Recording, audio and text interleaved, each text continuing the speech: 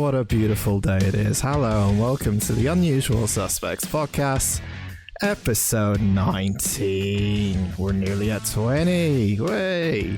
My name is Dan, and Andy's looking at me very confused. And Joy... What? Okay, let's... Fuck. Why are you looking at me so confused? I've stopped the music now. Why are you looking at me so confused? We can't hear nothing. The music. We were mid-conversation and then you started. Oh, that's probably because I didn't share my audio, guys. That might have been a problem. Because I eventually worked it out, but then Andy was obviously like, huh? One more time. Which is probably why we were talking over the... Because I was waiting for you to say friends and to go friends again, and then you didn't, and then you just started. This is all staying in, by the way. We're starting again.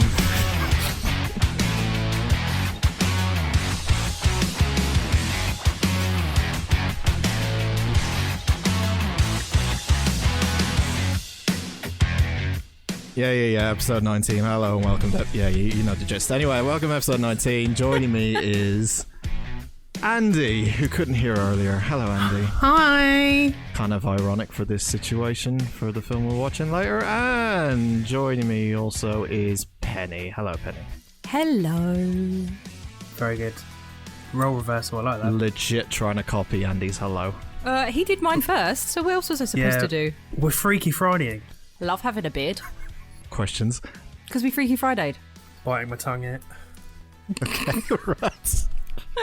Anyway, this is going well, isn't it? Yep. How is everyone? I was fine before the intro. Which one? Both. I mean, I'm fine. I'm great, Penny. How are you? I'm good. I feel like we're going to have a great old time today. Sure. It'll be absolutely fine. Don't worry. Absolutely fine. Yeah. I hate the fact that Andy's two merchandise options at the moment are absolutely fine and hello. That's his two slogans. Nothing else. It's marketable. You can trademark those. You'll be well away. I don't think you can trademark hello. Hello. Yeah, how would you put that? Depends how you spell it. How are you spelling it? Let's put 3 L's, 4 O's. Hello. Copyright? But you don't say hello. Hello. You could... I'll work it out. We'll work it out. HELLO. A double E. Well, that's just hello. W. Hello. Hello. We sound like we've lost our fucking minds. It's only taken 19 weeks and we've already lost our fucking minds. Anyway, we got some fun to talk about today, and then later on we're going to talk about Film Out of the Hat, a silent voice chosen by yours truly. But first, Andy wants to talk about Pigeon. Just one pigeon. Yeah, a single pigeon. I watched a film called Spies In Disguise, a 2019 animated film with Tom Holland and Will Smith. A 2019 film? Yeah, it came out last year. Why have I never heard about this? Is it in the Marvel universe? No. It's a pigeon movie. I don't know. I don't know. But Spider-Man is in it. Spider-Man is in it, yeah. This is a relatively recent film. It is on Disney Plus, so if you want to watch it, go and do that, then come back. If you haven't got a Disney Plus account, Andy's account details are... No? I thought you'd help the listeners out so they could watch it. All 6 of them. They've probably already got them. Yeah. Hey, don't insult our 4 listeners like that. Sorry, I'm really sorry to upset the 3 listeners that are there. All right, there's only 2 left now after that. Fuck's sake. It's just me and Penny. Aren't we great listening back? Go on, talk about your film. Go. So, this film is about a kid who... I say kid, he's like a young adult, and he works at some spy agency. Wait. Making... Yes? Sorry, a young adult, so how... Let's say 20. Okay. That, for me, is an adult who is young. Okay. Would you agree? I don't know, I just know that the young adult book section is 14, so I was like, why is he working at a spy place? But I'm with you now. For fuck's sake. It's not a book, Penny. I'm just checking. Anyway. I'm clarifying so when you and I listen back later, it will make sense. Okay. So he makes gadgets.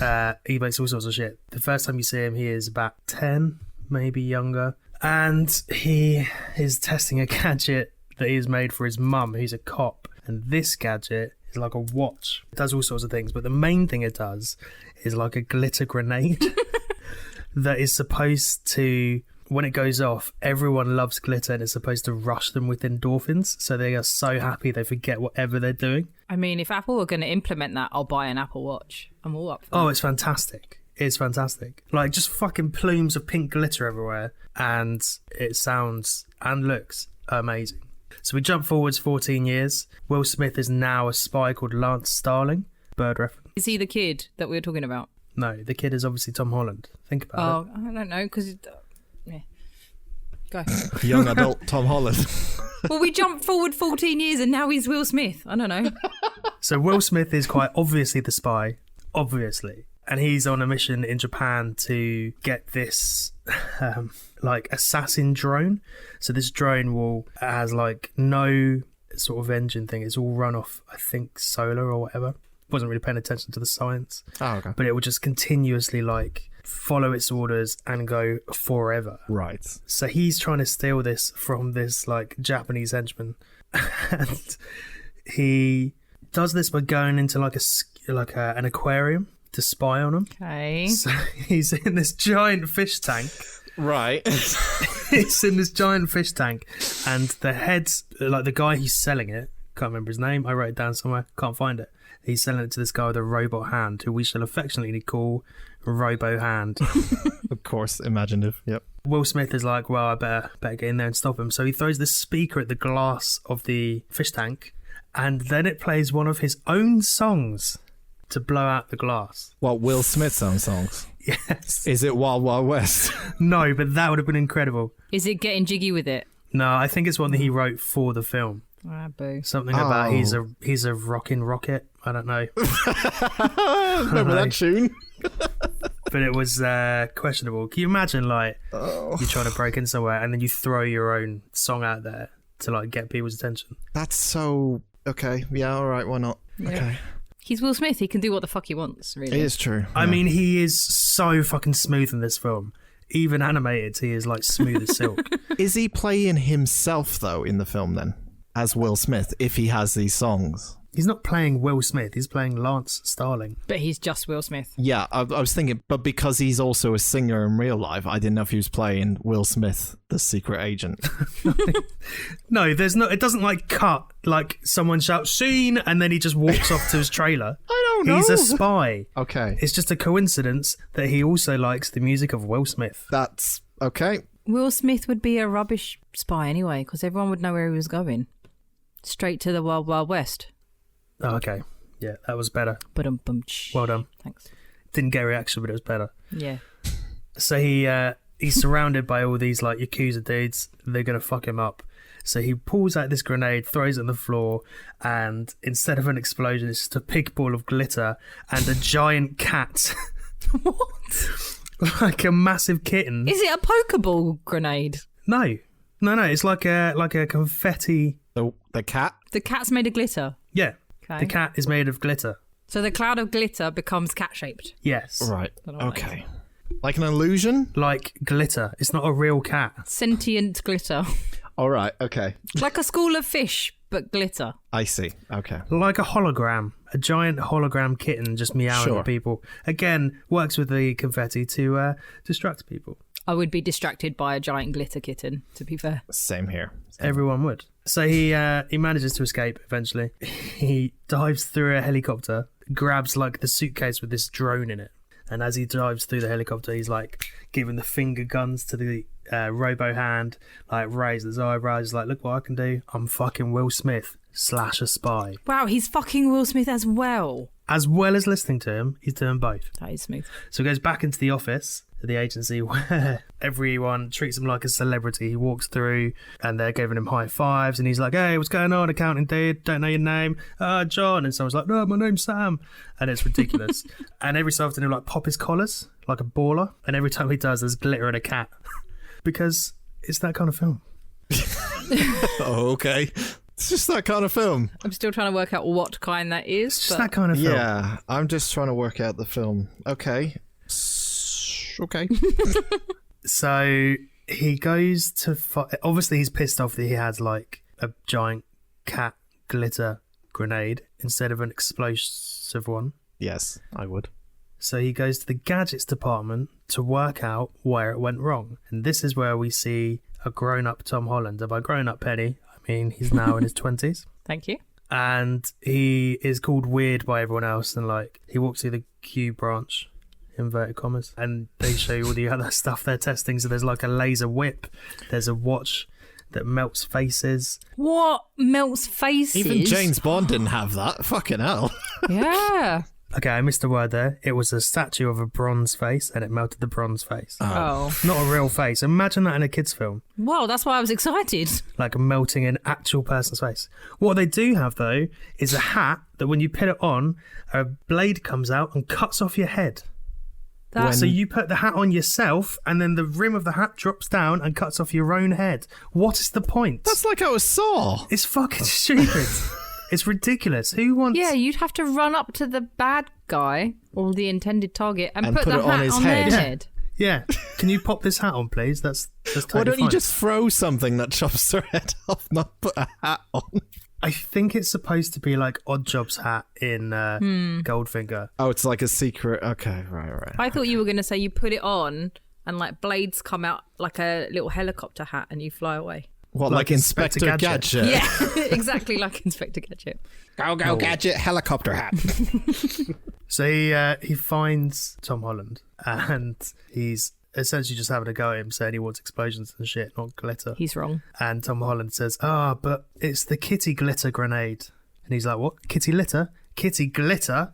I mean, come on. If that's not a gold fucking joke for that film, and it is, it's one of the best ones. Sorry, that was one of the better ones. Okay, that was one of the jokes in the film. Nice to acknowledge it. You see a couple of the other things he's working on. An inflatable hug. There's just a unicorn that pops out a big rubber bubble. And he says Wait, that he's... and it hugs you? No, so you hug the unicorn, and then Why do I hate kids' films? there's like a bubble. So there's you take this unicorn with you, It's like a little stuffed unicorn, yeah. okay, and you hug it and a bubble Yeah. comes out of it. Yeah, and protects you. It's like a protective bubble. Gotcha. Why not just have the bubble, not the unicorn? It's more fun with the unicorn, to be fair. I guess it is. You've got to store it somewhere, haven't you? Sure, why not in a unicorn? Yeah. No, I'm with you on that one.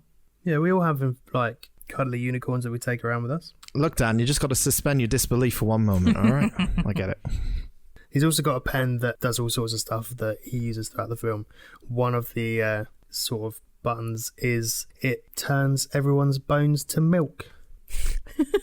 So you just turn into like a big rubbery Hang mess. on. All right. Yep. There's always obviously a reason I haven't heard about this film before. What? How does that work? But they didn't go into the science of it, did they? It's a kids' film. I know, but even kids' films. Suspend your disbelief, man. Do they just Makes become sense. a sack of skin full of milk? Yeah. I mean, in fairness, they don't say it's milk. What? Did you just make up I'm that it putting was that milk? in there as a personal touch. Because it's like when you have a... Well, this is weird. When you have a bag Maybe of it's milk... sweat milk. When you have a bag of milk, it's all flappy, isn't it? I've never had a bag of milk. Obviously, Andy has full experience with this, so let him talk. That's why I don't like milk. Just got bags of it When stored in Dan the fridge. delivers his sweat milk in a bag. Yeah. But essentially, it just turns you into rubber. So you've got like no bones, there's no stability, and you just flop around like a jellyfish. It seems like a nuclear weapon or something. I do love that you could have gone with rubber or jellyfish first, but you decided to go with bag of The milk. Yeah. That was my bad. Sorry, everyone. He says he's got a gadget that will make him disappear. Ooh, I wonder how. Is it normal, conventional way of disappearing, or is there some sort of fucking weird thing going around it? We'll come back to it. Oh, you tease. So, Will Smith goes back to the Wild head Wild office. West. No, not to the Wild Wild West. He goes into the office to see his boss, who's called Joyless. Felt relatable. I mean, if you give your kid that name, they're not going to be happy, are they? I think it's a code name, as she is the boss of whatever agency this is called. Okay. So he goes to see her, and someone from Internal Affairs turns up and is like, he's guilty of stealing that drone. There's nothing in the suitcase. So they open the suitcase, there's nothing in it. And they said they've got video footage of him stealing this drone. They play the video, and it is indeed him stealing the drone or using it. Oh no. So he has to escape. Did he actually steal it? We'll come back to it. Okay. Teasing, man. So he Getting blue balls. has to escape the building, and as he's doing it, people are still going, oh yeah, it's Will Smith, he's so rad, and shit like that. And he's like dodging all sorts of security guards. He's flipping, he's twisting, he's turning, he's throwing a couple of jukes in there. He's all over the place. He manages to slide through the doors. You know, they have the doors that shut to stop people getting out. Like Indiana Jones style. Indiana Jones style. Nice. So he nicks a phone from someone, flings it across the room. It hits the doors of the lift as they're closing, and the doors bounce open again. And then he slides in, gives him a little salute as he walks out. What, the lift? That's not true. Oh. He doesn't do that. He's so cool. So he realizes that he's on the run. He has to find somewhere to hide. He needs to find a way to disappear. So he goes to... Why are you saying it like Jeremy Clarkson? Because that's how they say it in the film. Disappear. That's how they say it in the film. Okay. Will Smith asks why he says it like that, and Tom Holland says, it's for effect. Oh, they're emphasizing the whole action movie sort of epic line kind of thing. Yeah, there's a few like fourth wall breaks or like aspects where they're like meta and know that they're in a film. So like one of the Japanese henchmen says, kill him or get him, and Will Smith says, I assume that subtitle was not good news for me, which is quite That's funny. fun, but it does break it a little bit. See, then I think it is actually Will Smith if it's fourth wall breaking now. This is like, okay, go on. It is essentially if Will Smith was a spy, he'd be good at all of it, wouldn't he? But he would be recognizable. But it looks like Will Smith as well. He's got I think we overanalyze films, especially kids' films, too much. So the animated like version of him has got a tiny little mouth but a massive jaw because he's so chiseled. How have we not heard about this film? Oh my god, this is weird. It's good, man. So he goes to Tom Holland's gaff to disappear, and Tom Holland lives with a pet pigeon called Lovey. Lovey. Okay. Lovey, and I don't know why, but it made me laugh every single time. And his mum has now died. Did I mention that? No. No, Okay. just now. You broke the news. His mum was a cop. In the beginning, his mum is like, oh, you'll invent something that will save the world and you'll save everyone's lives. And he's like, cool, have a look at my kitty glitter. Not a euphemism. She's now dead. That's unfortunate. And he turns up at the door, and Tom Holland is watching this like Spanish rom-com series, like a soap. Okay. Right. Yeah, the Spanish soaps are all Like a telenovela sort of deal. Exactly, yes. And in walks Will Smith like the big dog that he is. His dick's just swinging all over the I was place. going to say, big dick energy. He's that kind of guy. We need to stop saying that. You say that nearly every week. It's a thing. Is it? Yeah, you're not woke, Yeah. Dan. It's a thing. Oh, fuck off. I'm not woke. I'm more woke than you guys are today. More awake, That's because maybe. you've had 7 coffees. Sorry, awake. Yes, and I have had that many. So Tom Holland is saying, oh, I can't believe you're in my house. You got me fired. That's not very fair. Are you going to give me my job back? Why don't we have a drink? And Will Smith is like, let's get a fucking move on. Grabs a glass out of his hand, drinks it, and it is the potion that turns him into a pigeon. Of course it is. Yeah, of course. Questions? Tom Holland hasn't turned him into a pigeon on purpose, has he? No. Why Yeah. So he was... accidentally drinks. Yeah, that's what I'm thinking. Where does he pick up the glass from? Is Tom Holland holding it? It's in Tom Holland's hand. So Tom Holland had literally just invented it. He had just synthesized it. But he's sitting there watching TV with it in his hand. No. So he's watching the TV. Then there's like a microwave goes off. The most useful of all lab equipment, the It microwave. pops out this little potion, which he then tests in water, I think, and it turns him invisible, or turns him into a pigeon or something. Wait, it turns the water into the pigeon? I think it turns it into feathers. Why do kids' films have to be silly and not make sense? Because children are silly. They don't have to have a story that makes any fucking sense, I guess. But, okay. So he turns into a pigeon. Yeah. Careful about the story not making sense there, pal. So he turns into a pigeon, right? But as it happens, he's like screaming and shit. His hands go tiny for some reason. He checks his trousers to make sure his dick is still hanging there, and then he No, screams. he doesn't. He does. No, he doesn't. He does does. not. He really? does. Yes. Oh my god! Come on. Is he a pigeon in Will Smith's clothes? No. That's what I do. Check my dick. So how does he check where his dick is? He's not a pigeon by this point. He's still in the transformation stage. Oh, of course. Once he turns into a pigeon, he is a pigeon with a bow tie. Oh, fuck's sake. So he not only transforms people into pigeons, he transforms them specifically into pigeons with bow ties. Handsome pigeons. It's because he was wearing a tuxedo at the time, I assume. Oh, yeah, of course. Yeah. So he transforms into like... Then why isn't he wearing a tiny tuxedo? Because kids' films. Well, he kind of is, because he's got like a blue sort of chest area, bird breast, I think that's what it's called. And his wings are like black. And he does look like he's in a tuxedo, especially because he's got a little bow tie. Okay. Sorry, bird breast. I think that's what it's called. Yes, well done. Oh my God, I've just seen a picture of him. I don't even want to pigeon. look at this. It's a picture of him as a pigeon with the... Oh, you're not going to see it, but with the tuxedo on the floor, and there's just this little pigeon poking out.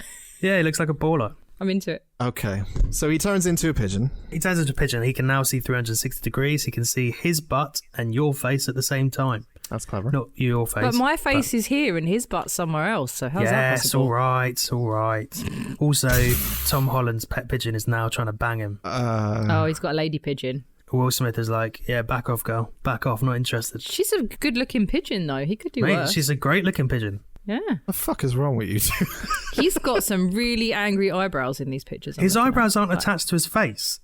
You know, like the paperclip clip art. Yes. Didn't have eyebrows attached to him. That is exactly what his eyebrows are like. It's like they've tapped up Microsoft and said, "Can we have the paperclip from Word 95 and we'll just stick those on the fucking pigeon." His eyebrows are a lot angrier than the paperclips. The paperclip was always very nice and helpful. This is one pissed off pigeon. Mine wasn't. Yeah, it was too helpful. That was the fucking problem. So Tom Holland phones the agency and says, I've found Will Smith. He said he's going to give him my job back. Can you come and pick us up? And Will Smith is like, shit, son, we are being hunted. So they have to leave. They get into Will Smith's car, which is an Audi e-tron. As a pigeon. Yes. Okay, I'm going along with it. Who's driving the pigeon? No. So the Pigeon Smith puts it into autopilot. Oh, for fuck's sake. Has he got a Tesla? No, he's got an Audi e-tron. It's very, like, the fucking marketing on it is genius because you can see all the logos all the time. Oh, so when the parents get bored watching this film, they're going to be like, oh yeah, I'm going to buy one. I need an Audi. Yeah, they'll just be Googling it in the cinema. I look like a pigeon. That pigeon looks really good in that Audi. I'm going to get it. What's that? He checked his dick, love? Oh no, he wouldn't do that in a kid's film. Oh no, yes he would. So they are driving away in the car and all the agency are chasing him. And obviously you get some very typical moments from most, I want to say, shit comedy films where they go over a bridge, they're in zero gravity temporarily, and you get things just floating around, hitting him. Yeah. He gets like a pair of scissors, goes over Lovey's head. She's totally fine with it. I definitely keep scissors in my car. Yeah, there's a banana that hits Tom Holland in the face. Pigeon Smith gets hit in the dick with a spanner. Why is there so many dick things in this film? So has he got a pigeon dick? No. Why are you asking if he's got a pigeon dick? Oh, Penny. Someone's got to ask the important questions, Dan. I know, but we don't need to. You know he's going to say, I didn't look, or they're not going to draw it on a kid's Well, did film. he react when he got hit in the supposed pigeon dick with a spanner? Did he go, ow? I mean, he got hit with a spanner, so yes. In the ghoulies, though. Yeah. Was it like a normal ow or like a hit in the dick ow? It was like a normal owl. It wasn't like a hit in the dick. Okay. Technically, pigeons don't have dicks, as we find out in the next scene. Oh, No. no. All right, go on. So they go to Pigeon Smith's private jet. He tries to use the toilet and he said, I've just realised number 1 and number 2 come out of the same place. I mean, that's not too bad. I guess it just nature. Wait, so pigeons pee out of their buttholes? They don't have a butthole, they have a cloaca. They have a hole, don't they? That's Oh, it. they just have like a one hole does all kind of thing.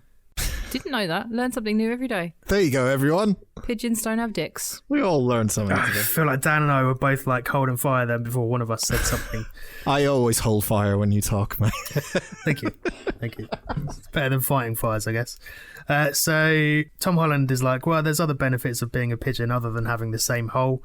They can fly up to 90 miles an hour. They can see in slow motion. They can see 360 degrees, and they can also see ultraviolet lights. And I don't know why any of that is relevant because very little of it is referred to later on in the film. So why did they mention it? No idea. So they can see in slow motion. Apparently. Do you think they get to pick and choose? I don't think it's a superpower. What? It's not an RPG. He says they can see in slow motion. It's not D&D from last week. They can see in slow motion, but does that mean they see in slow motion all the time, do you reckon? Well, if they saw in slow That'd be motion all the weird. time, that would just be Motion. regular speed for them. Yeah, so they must be able to choose when they can see normal and slow motion. Yeah, but If you have any pigeon experts, give us a note on Twitter and let me know all about pigeons. I'm intrigued. it's not like they're hitting Q to use slow-mo, is it? I don't know. They're not hitting the right trigger. They're not, I'm trying to learn something from this putting film. in a special combo, the Konami code, just so they can see in slow motion as a Look, pigeon. you're going too far with these deep cuts, Andy. I know what you're talking about, but They shouldn't mention these things and not explain them. Children are not going to understand. If I can't understand it, Children won't ask those sort of questions. children are idiots. So we're like, wow, a pigeon can see in slow motion, not, how did they engage their slow motion superpowers? young adult Penny says. It was a genuine question. I hope we've got a fan that knows about pigeons. She has a thing about pigeons. I was like, go on, Andy. So they go use this jet to get somewhere. They try and go to this hotel to find the guy who was selling the drone to RoboHand. He's called Kimura, and he's a big fucking dude. Huge. And You talk about his dick again. nope. Okay. You nearly see it, but you don't see it. What? What? Why do you nearly can't see it? just Let's continue, leave it like, let's no, continue, You can't just Jesse. leave No. it like that. Let's continue. We will get there. Do we have? The teaser. Leaving little I don't like teasers. it. I don't like it. Is it a little teaser or a big teaser? We'll get to the teaser when we get there. For fuck's sake. So they're in this hotel. It's like a really luxurious looking place. And Will Smith, still as a pigeon, of course, is like, I don't need any help. I'm going to get the key to his room by myself. So he wanders off away from Tom Holland. And then he gets distracted by a big pile of food on the floor and starts slamming his face into it because the pigeon instincts have kicked in and he's just eating leftover food. That makes sense. He gets joined by a couple of other pigeons. One is fucking enormous and the other looks, I was going to say homeless, but I guess all pigeons are homeless. He looks, Not racing pigeons.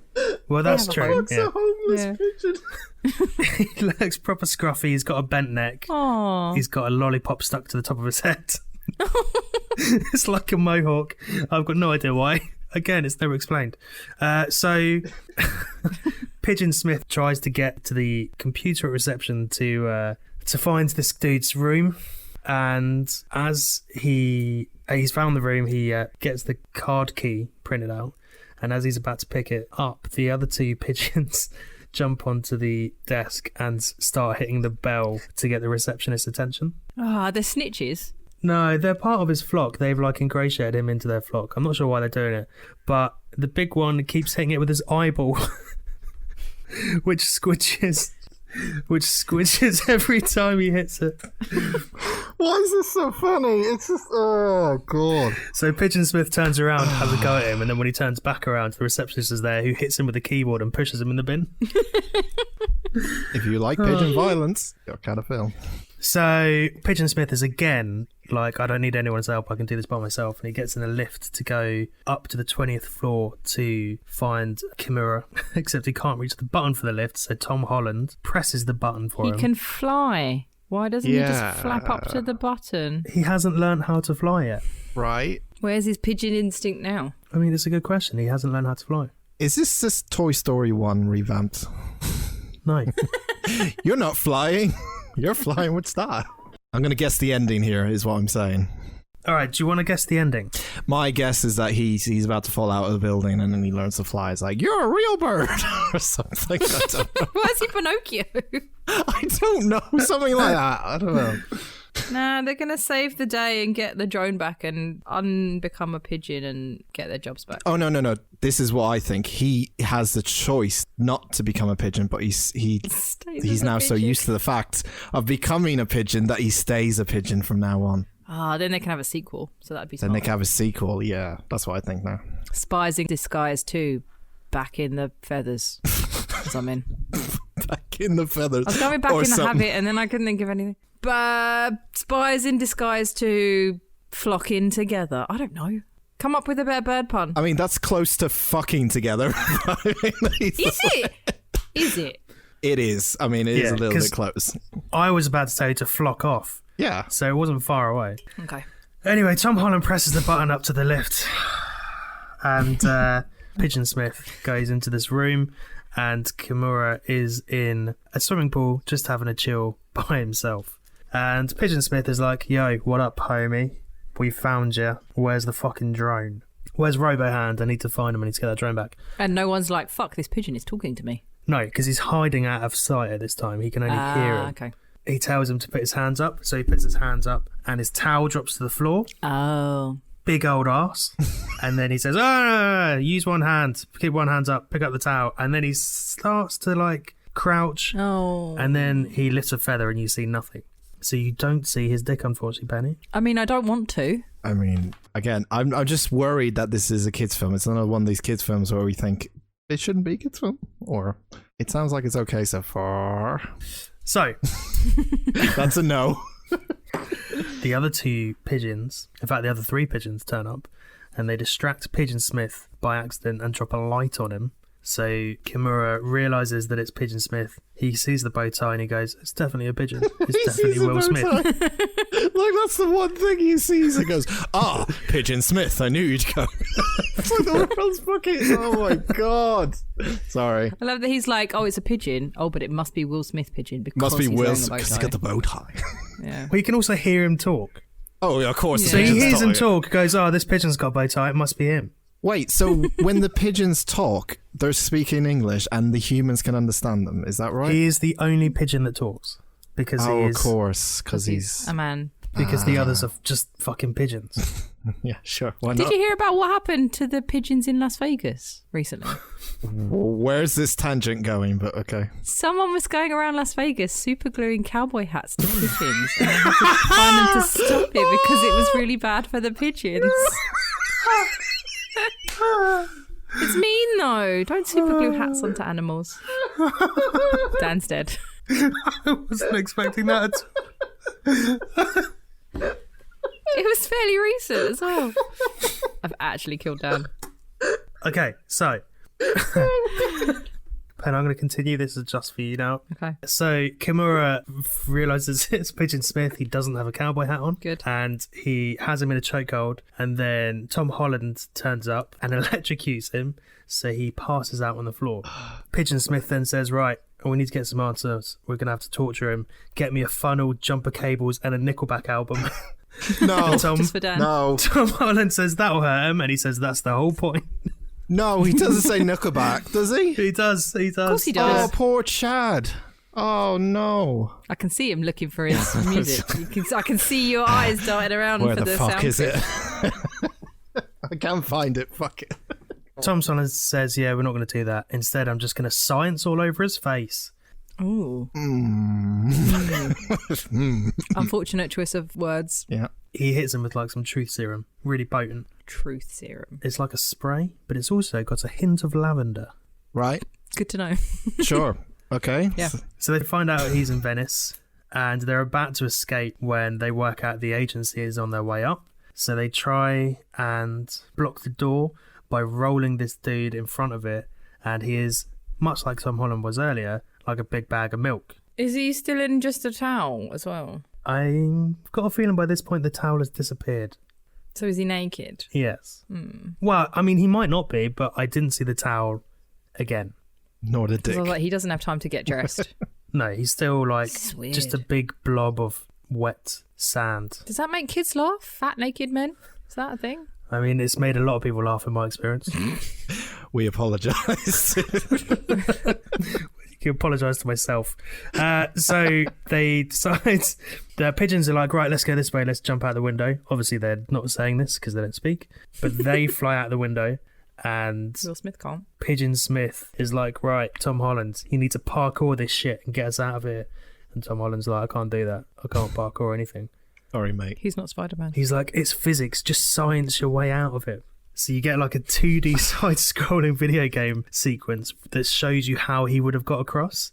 He tries it, and whilst he's in midair after the jump, trying to leap to the first like rail to swing to the next one, his watch, which showed the sequence, then shows him falling and says game over. Oh no. Again, quite a nice little touch, I thought.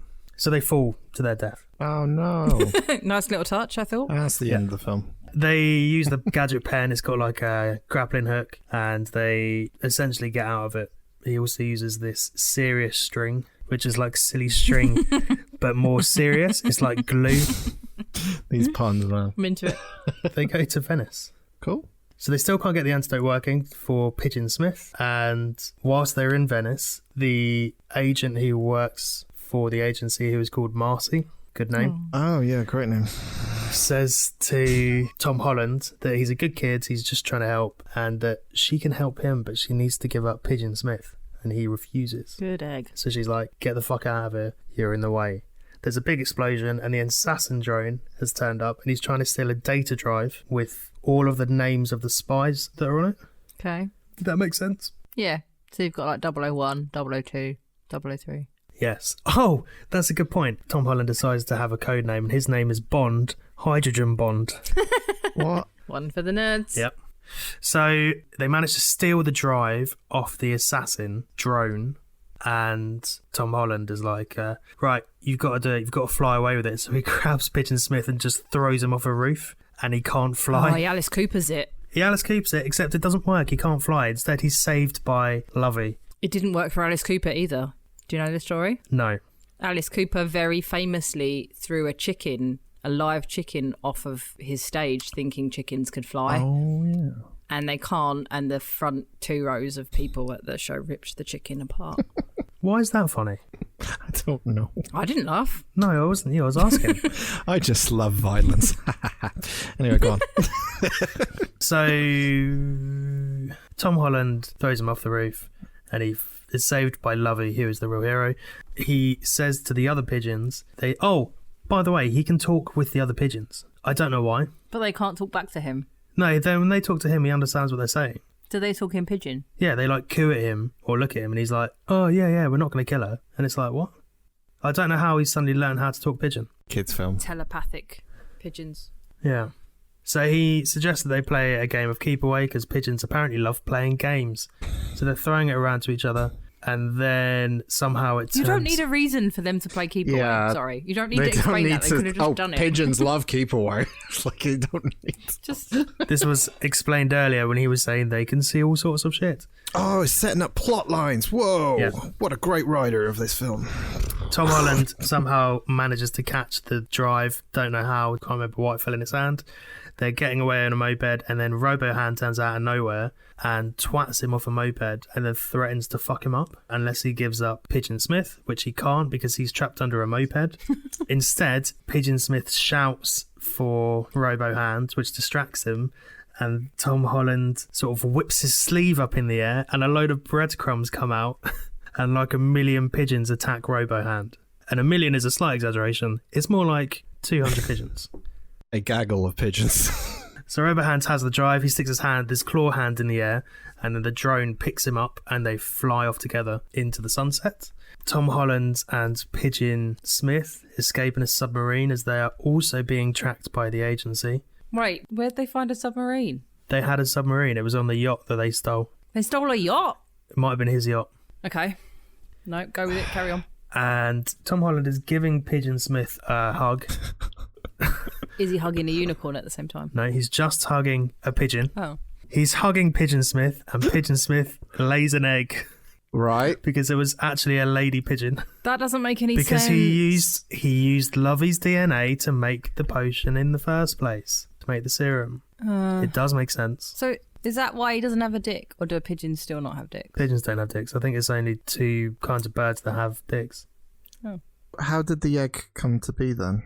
What do you mean? Do pigeons just lay eggs without... Are they like He chickens? squeezed him too tight and the egg popped out.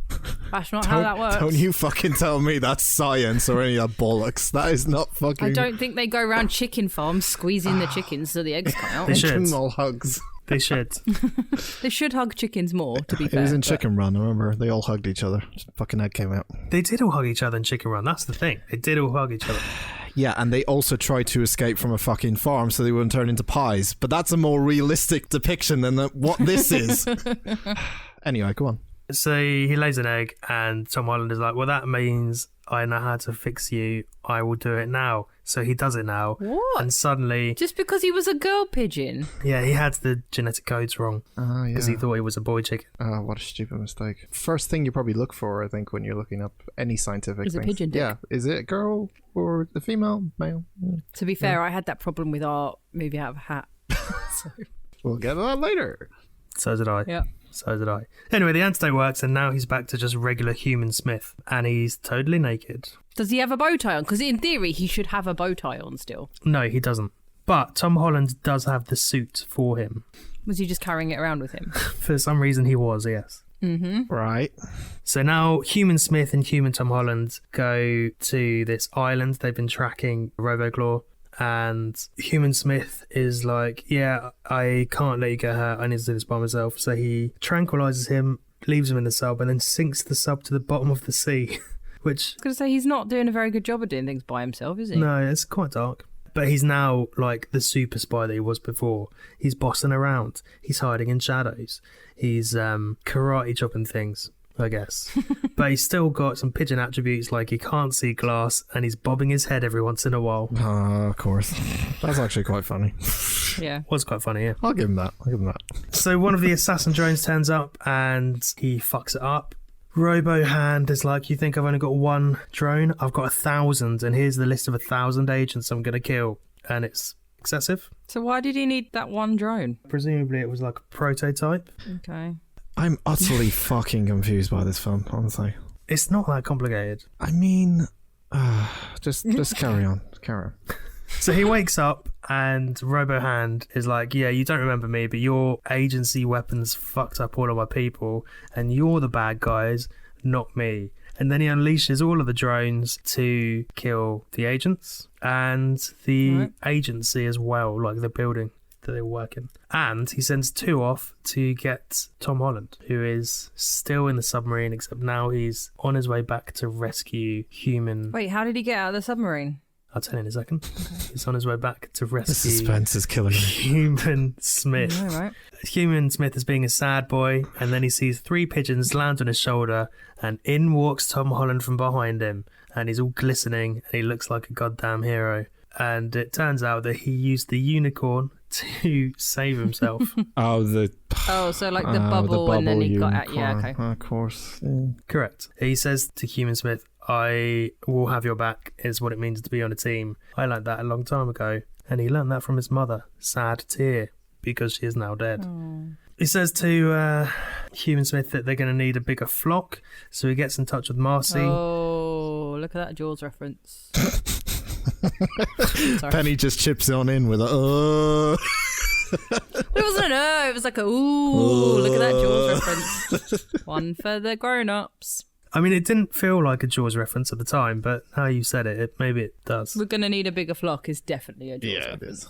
They seem to have stolen a lot of one-liners from a lot of different films for this film. Yeah, but I mean, also, I write them out the quotes as I'm going, so half of them probably aren't legit. I might have come up with that off the top of my head. Who knows? Oh, good for you. And congratulations. So they get in touch with Marty and stuff, and they start to attack Robo Hand, and Human Smith is like, yeah, I'm going to get you. And then a giant glitter kitten comes out and distracts everyone. Yeah. The pigeons turn up, and they're like shooting people with the pens and dropping gadgets and stuff. Wait, the pigeons? Yeah, The pigeons that don't have thumbs yeah. are shooting people. Yeah, Penny, why can't you understand that pigeons... Important questions. So pigeons don't have dicks. They don't lay eggs by squeezing them. They wear a bow tie now and again. They wear bow ties and they can hold pens in their feet. No. Oh, no, wait. Are they doing it with their feet or their wings? If you shut up, I'll tell you.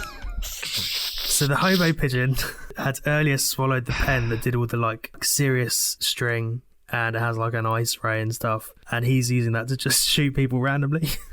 I don't know how he manages Andy? to change the yes. You know when someone overanalyzes a film a little bit too much? Yeah. You still haven't told me whether they use their wings or their feet. Yeah, I think you did in this one. I was getting to it, and then I got interrupted by Dan talking bollocks about overanalyzing. Let the audience decide. So the hobo pigeon swallowed the pen, and now he spits out the power of the pen.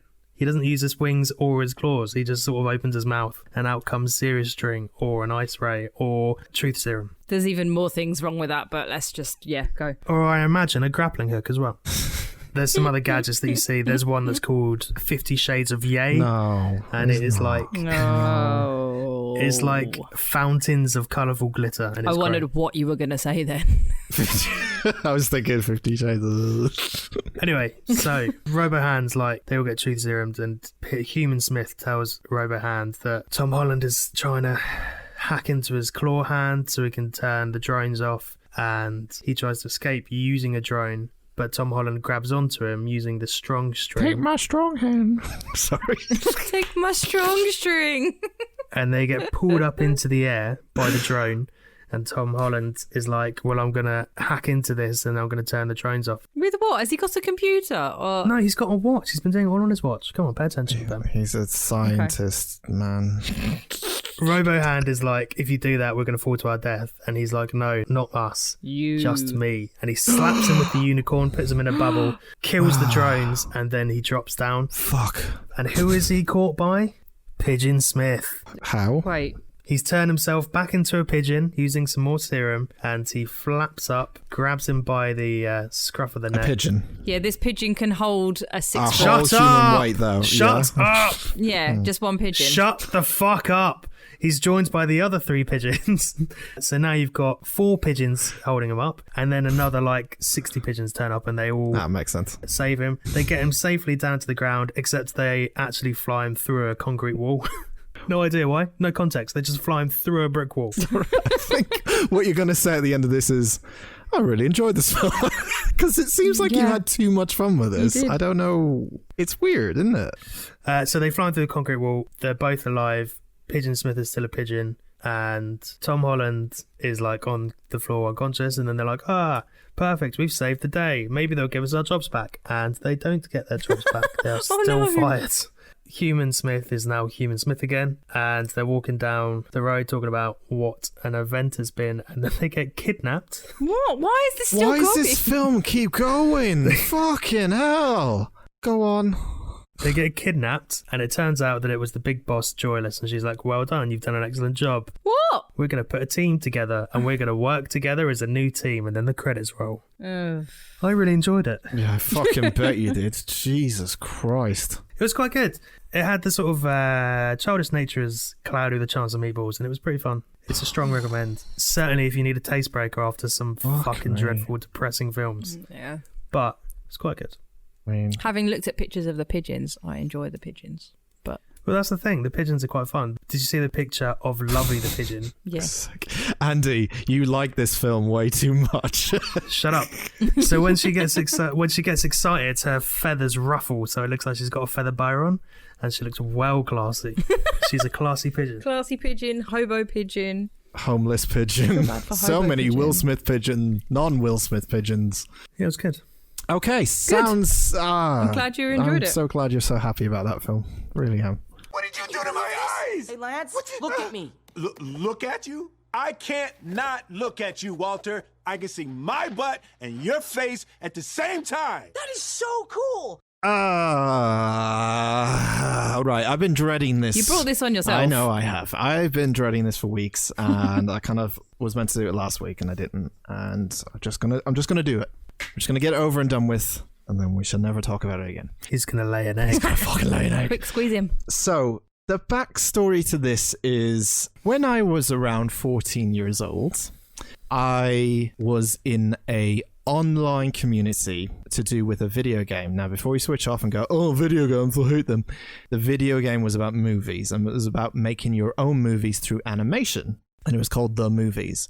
What ended up happening when I was 14 was that this online community kind of grew quite big. There was a couple of thousand people that were in it, and it got so big that they had their own internet radio show. So on said internet radio show, I was invited as a 14-year-old to be a guest for 1 hour slot on this radio show. Was it you for the whole hour? They had me for the whole hour. It's a pretty big name back in the day. So to make people understand, it was like a whole online community about a video game, but the video game was used, it's called machinima. It was used to make animation movies using this video game, essentially. And what we did in this community is make online movies and voice act them and script them and do camera angles, just all through animation and stuff. And we did it all online. Was like 5 years of my life, that fucking place. It's dead now. Cheerful. If you go to youtube.com/different level, there is a podcast about the story story about it, and you can listen to its entirety. Don't plug your shit You here. can listen. It's a lovely little hour-long listen about what happened in that community, and you have a brighter understanding of what happened. However, I've listened to that or watched that video, and it is genuinely quite good. thank you. It's the nicest thing you've ever said to me in 19 episodes. Probably is. So what we're going to do today is a bit odd, but we're going to react and listen to this interview that I did about 15 or so years ago. These two haven't heard it, and when I listen to it, I refuse to probably do this segment. So we're going to go through it. I've cut it out from an hour to 5 minutes because I don't want to stick everything in there because I'm too embarrassed to do it. So here we go. If it becomes a big success, can we revisit We can it? come back to extra content if you want, but I sincerely, the whole time we play this, I am going to go after myself because I was a very different person to what I am today, especially not just accent-wise, but also confidence-wise, as you'll find out. It's fine. Everyone was shit when they were 14. Oh, Yeah, hopefully you were less of a prick. here we go. Okay. So, on this interview, there's two hosts, one called Ken, one called Roger. Ken is the American voice you'll hear, and Roger is the... I don't know why that made me laugh. It was called the Ken and Roger Show every Sunday at 7 p.m. It was great. I don't know why it made me laugh. This was before Twitch, by the way, so there was no Twitch. It was like a dial-up internet connection times and stuff. The audio quality is not going to be great, but it was all through internet radio when internet radio was a big thing. Before even podcasts, I think, were a big thing. In this first clip, I am explaining why I haven't made any movies, even though this whole community was about making your own movies. And I explain why my PC was absolute shit and I couldn't do it. And I also lost a CD. Wait, so the whole point of this community was to make movies and you didn't make any? I was more of a community editor, so I used to make like a magazine where it would show all the movies coming out soon. I'd interview people and stuff like that. So it was more of that. That was my role and stuff. Yeah, this is me explaining why my PC was crap and I couldn't make any films. But as we were talking in the break before we came in, you have a ton of things that you're working on.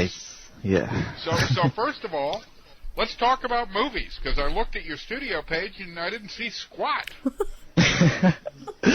I know. And This is a movie game, buddy. All How right. are I you thought doing all this other stuff for? This guy's a jerk. So yeah, Which one was he, Kenny or Roger? you two had the most shocked face for going, that's not Dan. No, so the guy talking, the American guy, is Ken. Fuck Ken. No. He's honestly just been like playful about it. Like they were throughout this interview. Looking back on it now, though, I realized how stupid I was to go on a fucking internet radio station and have absolutely nothing to talk about. And we're going to carry on, but fuck it. Let's keep going. I haven't made a movie in a year. Yeah, there is a story behind that. Okay, what is it? This what is entirely is- bullshit, by the way. I'm so underconfident I had to make up a fucking story. I have made movies. They're kind of halfway done or 3/4 done Right. or something like that. But I have recently lost my stunts and effects CD, and every time I try to export any movie, like for 10 seconds, That's or a whatever, it would fucking just lie, go- Dan. That's an absolute bullshit lie. You just had a shitty computer and you couldn't fucking ask your mother for a better one, you absolute cretin. Sorry. Woohoo! There's something wrong with my computer which I just hate, and oh god, it's I don't know. I hate it. It still sounds like you, but like you doing a Ronan Keating impression. I mean, I was. Yeah, I mean- Like I can hear you in it. I was literally 6 months moved away from Ireland to England, and that's my voice when I was 14. And I was the whole time. I mean, In fairness, we edit that out normally. yeah, you a lot, but the people don't get to hear it.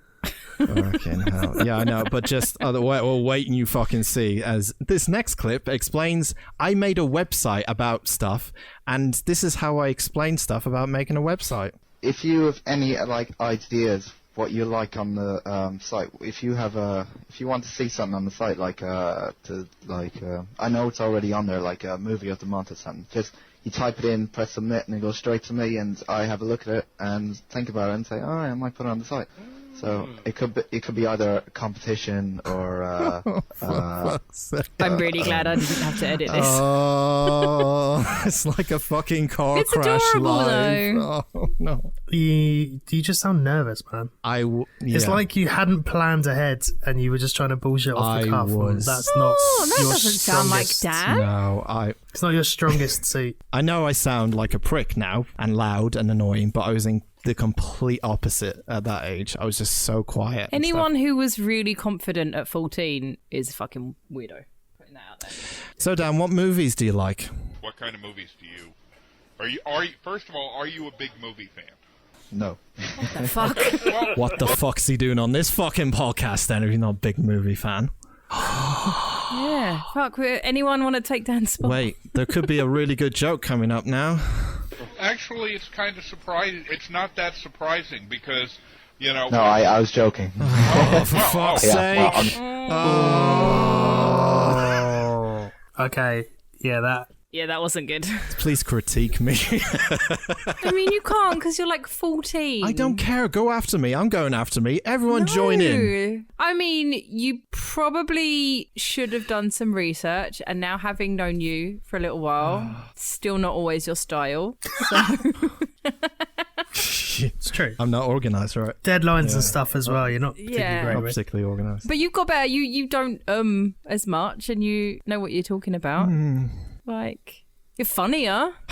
I'm nearly done with this. This is breaking my heart listening to this. But yeah, I basically try to explain what kind of films I like and stuff. We actually do. that's a toughie. What kind of movies don't you like? What? I don't know. I'm Oh, you're just nervous. comedy fan. just I like I comedy. really like comedy. It's I love to laugh. Do you? Oh no, love to laugh is lame. I love to laugh.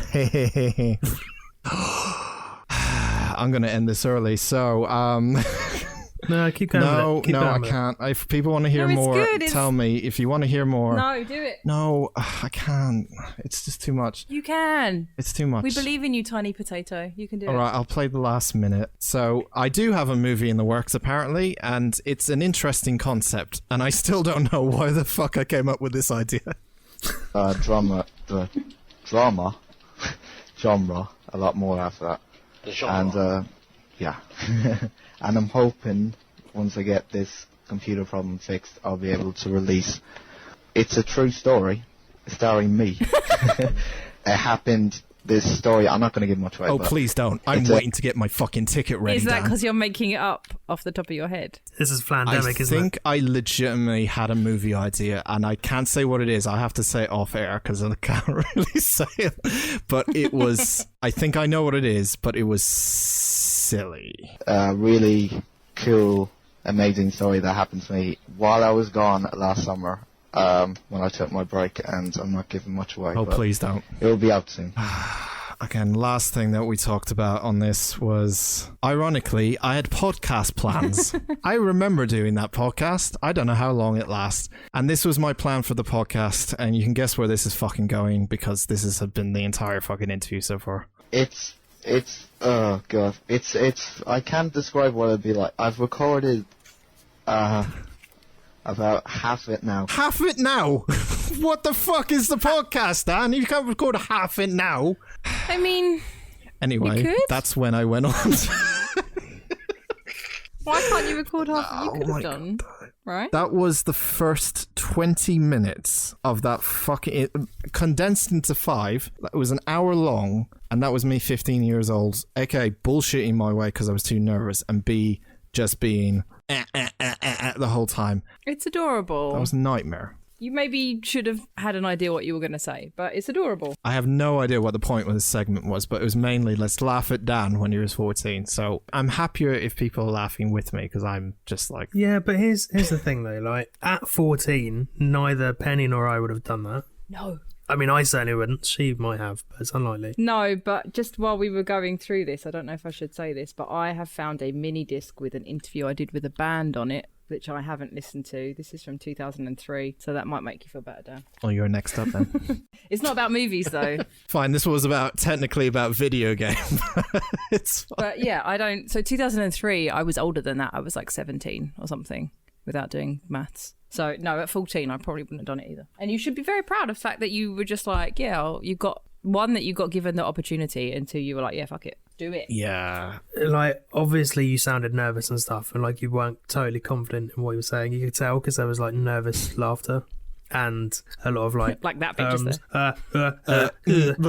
Yeah, I know. But that's fine because like to have the bollocks to go and do it on a live radio, Yeah. it's fine with us here because we can edit all that shit out. But live radio is totally different. You need to sort of have an idea of what you're going to say. And although you didn't come across as a dickhead. You just came across as a young dude who's trying to make waves. Yeah. Like, yeah, you bullshitted a lot of it. Quite clearly. But we all do that. We do that every fucking week, so it's not a problem. Yeah. I think you're being too harsh on yourself, though, man. Like, to be like, oh, what a dickhead. Like, No, I'm fine with Yeah. it. I'm absolutely fine, like, criticize. I wouldn't do it if it was someone else. I'm fine doing it to myself because I'm like, look at what you kind of were like. And it's okay now because you're not tripping over your words. You're not getting too nervous. It's fine. So it's looking back and going, things are okay now, sort of thing. So, yeah, you're finding your feet. yeah. Yeah. I was incredibly nervous did back it. then, but yeah. I want to come back to that at some point because I want to hear the rest of it. Yeah. Because I don't think it's as bad as you think it is. I know you're shitting all over yourself, but I don't think it's as bad as you think. I think it'd be quite interesting to listen to the whole thing. Don't you find my voice weird, though? I thought it was going to sound nothing like you, but I can still hear that it's you. How's it going now? How did it I sound way No, too high. No, No, it's no. not even that. No, It's it not as doesn't strong sound as like that. I fucking notice it, man. Honestly, it's weird. You can notice it, but it's not as strong as you think it is. It's not like fucking Ronan Keating. It's very subtle. Yeah. Well, anyway, if you want to listen to more of that, send us some messages. Maybe we'll do it again. I feel like I'm going to have to defend young Dan here. I don't know why Yeah. we would, but please, let's just leave it. I got it out of the way. That's what I sound like when I was 14. That was my feature. There you go. Anyway, our film out of the hat this week is my choice, which was a silent voice that came out in 2016. It is an anime film that I don't think it's any studio that's made anything we've seen in the past is related to it. I think it's a completely different studio. And it is a drama / romance. I would say it's more drama than anything. And we watched it. So let's discuss it. I'm sure we're all going to have fun times.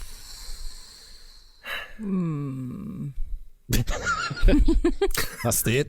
I don't know if there was anything fun about this movie. Well, I did say bring the tissues last time. Yeah.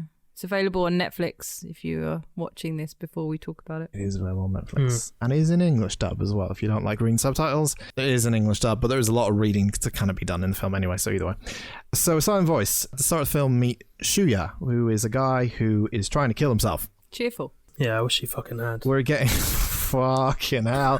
I'm going to have to be the moderator for this, right? It's a sensitive subject on this film. Let's be sensitive about it because it is a sensitive subject. Don't just go, wish he had and all that kind of bollocks. Be nice. You can say your words afterwards and then we'll have a discussion about it. But so Shuya is a teenage boy in high school at this point when we see him at the start of the film.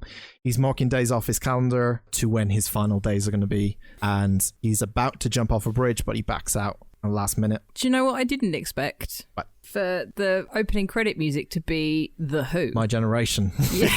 Yeah, it was weird, wasn't it? My mum came in and went, I thought you were watching a movie. Why are you listening to The Who? And I was like, it's part of the movie. She's like, this cartoon movie. Yeah. How loud were you listening to the... Like, how loud is the volume if she could hear it from a different room? Bearing in mind, she's probably in the East Wing and you're in the West Wing. Meh, meh, meh. She was in the hallway outside my door. So sure. And my door was open. Fuck you. You guys go on so many fucking tangents. It's unreal. Like, Should we change it to the unusual tangents? I mean, it feels like that at the moment. I'm just like, anyway. I seem to say anyway like about 50 times. Anyway, yeah, My Generation is played, which, yeah, it's weird to see that kind of song in an anime film, especially in the intro. Fit Yeah. Well, either. I find it quite jarring. Me too. it did kind of fit because it's going through his high school days and stuff, I guess. I don't know. Yeah, It needed something more dramatic. yeah, it felt odd to me. So we pick up after the credits Shoya, who is in high school, and a new girl is coming into the class called Shoko. Their names also being very similar kind of throws me off a little bit, but Doesn't yeah. help. Shoko and Shoyu. So new girl Shoko is coming into the class, and the teacher sort of says, why don't you introduce yourself to the class? And this girl pulls out her notepads out of her bag, and essentially she's not talking, and she goes through a bunch of things saying, hi, my name is Shoko, da, da, da. And the final thing she says is, I'm deaf. So we realize that this girl is completely deaf, and she's going to start in a classroom, and she's going to be the only deaf kid in that classroom. We go through a bunch of things that involve Shoya and Shoku, where Shoku is singing loudly in music class because she's deaf. Oh, bless She her. can't hear the music, so she starts going, ah, na, na, na, na. And the other kids have to say, no, we don't speak now. We'll tell you when to speak. We'll tell you when to sing. This is the right time. They're trying to help her out. Most of the kids are kind of trying to help her out. She's deaf, all these kind of things. But Shoya is kind of like, he's a bit of a douche to her. A bit. At the start, he becomes a real douche as we go on. But yeah, he's kind of like looking at her like, oh, she's kind of weird. I think the main thing he says is she's weird. That's what he doesn't get about her. Oh, she's a weirdo or something like that. And another girl called Nakoa, she also gets annoyed by the kind of special treatment that Shoko is getting. Like, there is a part where the teacher says, we have to all learn sign language so we can communicate with her. And Nakoa saying, well, why do we have to do that? You know, you're taking time out of my time, I guess, to learn sign language for this girl. It's 3 fucking minutes a day. Fuck that girl. For 3 minutes a day. Right. Shoya ends up taking the piss out of Shoku. He like screams in her ears, takes the piss out of her voice one day when he's reading a book in front of all the class. That was so mean. He is a mean boy. Shoko, throughout this whole time, though, is still trying to be friends with especially Shoya the whole time. She's constantly being like, I'm sorry, or like, we're still friends, yeah? She doesn't understand everything going on, obviously, because everyone's talking about her. She can't hear.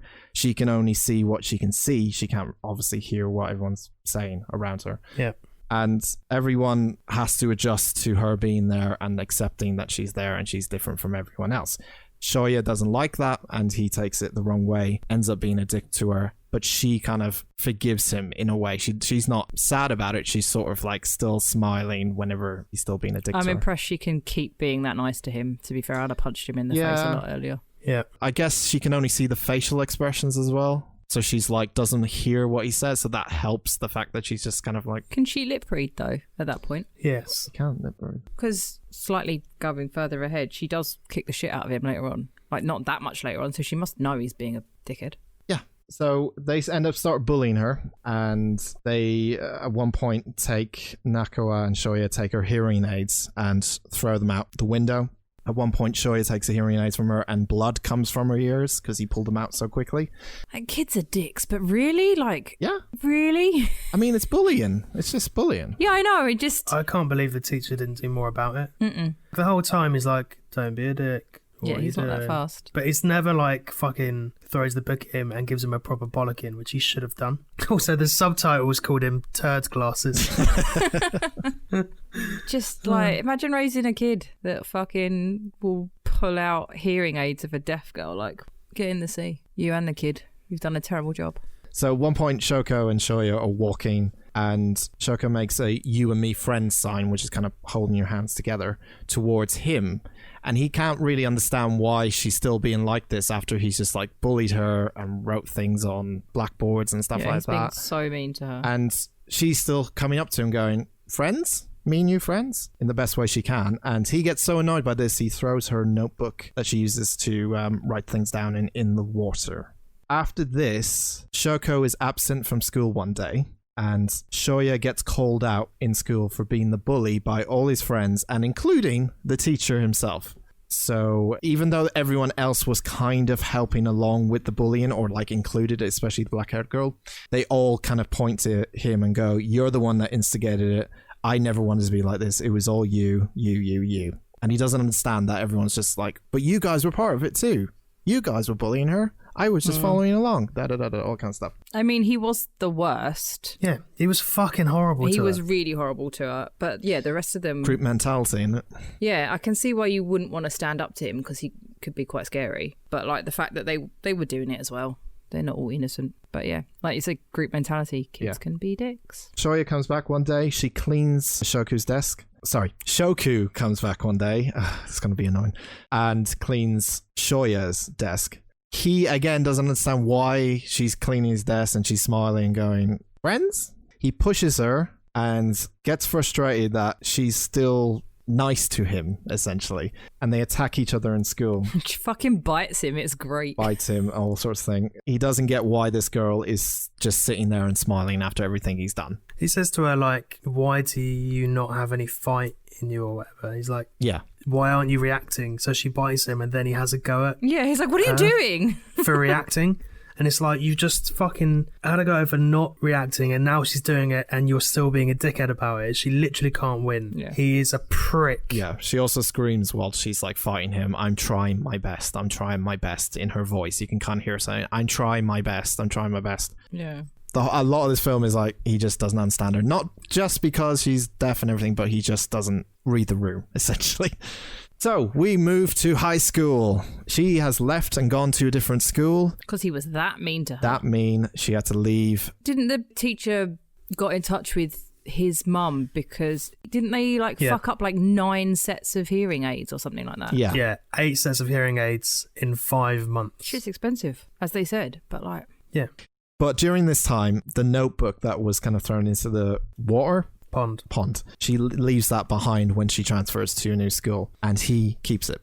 So when we move towards high school times, Shoya's kind of fallen into this quiet stage. So imagine what you heard earlier when Dan was really loud now and Dan being quiet. He kind of goes into this like quiet, kind of head down, not as confident as he used to be when he was a kid, I guess, kind of stage when he hits his teenage years. Also because when he goes to high school, everyone was like, oh, look out for him because he was so awful to this deaf girl. He's really nasty. So then no one wants to be friends with him. And he does say like he pushed people away and stuff, but that's also why he's all quiet because nobody likes him anymore. Yep. He sees her at the school one day and she's scared of him. And he tries to give her a notebook back in a way to make amends for, what he's done. He doesn't say sorry to her or anything at this point. He just is like, oh, I have your notebook. And she's kind of like, oh shit, not you.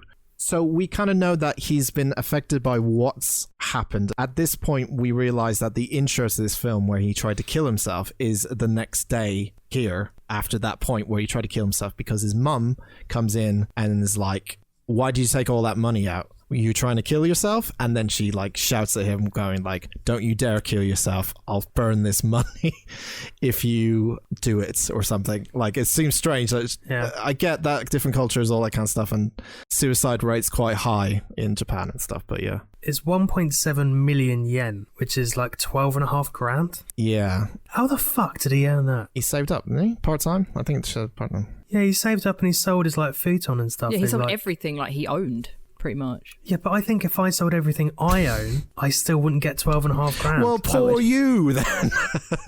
Sorry. The mum accidentally burns his money slightly because she was threatening to burn it if he tried to kill himself. He's like, no, I won't do it. Doesn't she burn it completely? I think she does, actually, but it's kind of forgotten about in the end. He burns his hands trying to put it out. He has to wear oven mitts to school the next day. So because he's seen her at this high school, he's trying his best to kind of try and see her because he, in a way, is trying to make amends for what he did in the past to her.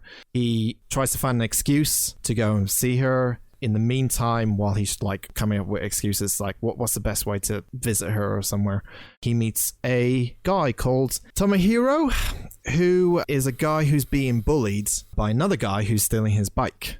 And Shoya essentially goes over to him because he's crying because his bike's being stolen by this guy. And he's like, no, you can have my bike.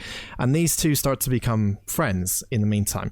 While all this is going on, I should say, there's X's on the faces of pretty much everyone in the school. I mean, pretty much everyone except his mum, I think. That was quite not a nice thing, but it was quite a clever little thing that they did, because he also says later on how he's not good with eye contact. Yeah, which is something I struggled which is with relatable. a lot when I was young as well. I still do. I don't like looking at you. Look on the grounds, yeah. And it's kind of a nice little thing that they use to show that he's just like not. Even when they're talking to him, they've still got crosses over their faces. Yeah. So because his bike was stolen, the two of these guys start to become friends, and then slowly the X on Tomohiro's face peels off as he's speaking to him. Just one day when I think they're sat in the mall or something. We meet Shoko's younger sister. So Shoya thinks it's a guy. Was actually her sister. It was a girl. Yeah. Because I was like, one, that's not her boyfriend. I was like, oh, it's just a friend that's like saying leave her alone. But then I was like, when he was like, oh, you're a boy, I'm thinking, I don't think she is, mate. But the younger sister of Shoyo basically knows about what Shoya did to Shoyo. So many words. All right, so the younger sister knows what this bully did to her when she was young, the sister, and she kind of goes, look, I know what you did. Just stay away from her entirely. By the way, he's learned how to do sign language in the meantime, and she's kind of like, big deal, you learned how to do sign language. You think that's enough for us to forgive you for what you did to her? yeah. Even Shoko's mom slaps Shoya in the face when he goes to her house one day. Everyone in that family hates him. There you go. Over the course of the film, he's slowly reuniting with all these kind of friends that he had in elementary school. And that's kind of where the course of this film takes place. It's meeting all these people that were part of that group. Yeah. And then, of course, Shoya herself, who ended up leaving because of the bullying, all that kind of stuff. Shoko. They all kind of split up when she left because they all threw each other under the bus and it was awkward, and then they haven't been friends for a long time. Ended on bad terms. Yeah. Also, I'd like to give a shout out to my favourite character, Maria, his little niece, who was the best thing about this movie. Oh, yeah. I loved her so much. Yeah, she was good. I didn't know if she was going to come up, but I needed to put that in there because I loved her. At one point, she was like, "You're dead." This is towards the end of the film, but yeah. Spoilers. Yeah. I'm hungry. So Shoya and his new mate go to meet Nakokoa. I can't pronounce any of these names. I'll try. She's the mean one, isn't she? She's the mean one, the black hair, and she works at a cat cafe. Yeah. She still hates Shoko, still to this day. And she finds out that Shoya is trying to be friends with her.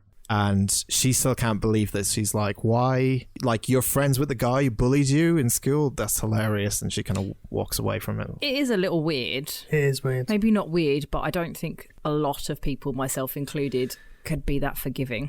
So it is kind of strange. It feels really insincere. Yeah, that she's like forgiven him that quickly. I don't think she's forgiven. I think it's more of a case because the way they try to meet up is that he knows every Tuesday that she's feeding the fish with bread. Yeah. And he comes along with new bread to go, oh, why don't we feed the fish together? So he's trying to, but I don't think he's being too intrusive, if that's what I mean. Mm-hmm. I don't know. He's manipulating her by turning up with bread and going, look at this bread I've got. It is a bit. I don't know if he's manipulating her. I feel like he's trying because he doesn't know how else. Has he apologised at this point for being a dickhead? No, but that's the point. He does say that, doesn't he? So he just turns up and fucking torments this girl Yes, he bullied. but that's the...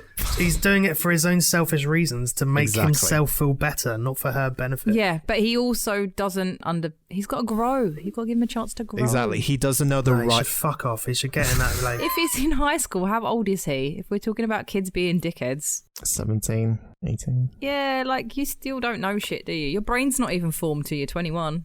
She's kind of getting sick of, because she knows people are talking about her the whole time, especially when these new friends of old are coming back and seeing her.